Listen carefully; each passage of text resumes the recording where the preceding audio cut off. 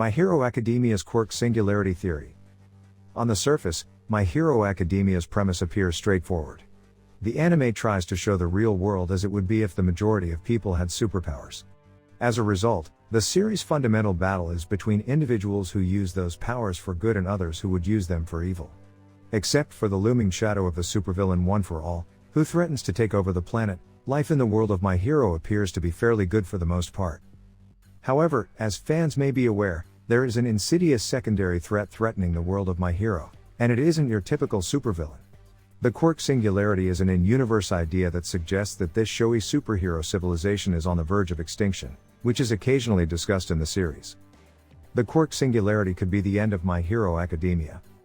To realize what the Quirk Singularity is, it's necessary to understand how superpowers, or quirks, as they're referred to in the series, work.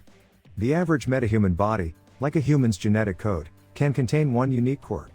Simple enough, but the big twist is how a person's peculiarity is determined.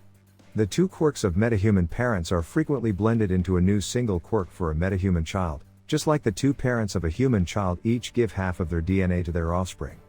Shoto Todoroki is a good example. His father's flame quirk and his mother's ice quirk combined to give him a half fire, half ice quirk. The quirk simulation concept is based on the way peculiarities are passed down.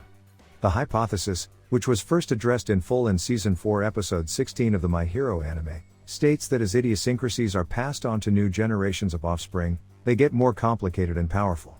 Individuals with quirks will eventually be unable to control them, and the Earth will be destroyed, leading to the breakdown of society and the possible extinction of metahumans.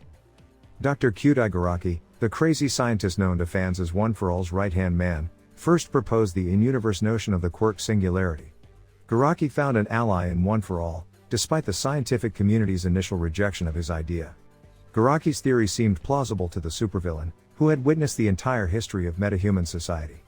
If that's the case, the singularity may be a serious threat to All for One, who'd have to make sure his body could adjust to the new, enhanced idiosyncrasies. As a result, Garaki continued his studies while working for One for All. There are a few instances throughout the series where Garaki seems to be onto something. Katsuki Bakugo and Todoroki face the next generation of quirk users while preparing for their hero licenses.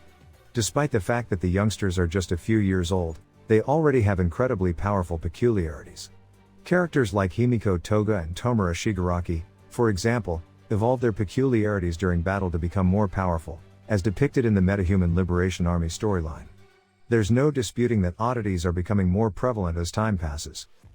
The show's next sixth season will explore new topics related to the Quirk Singularity, assuming the series continues to correctly translate the manga.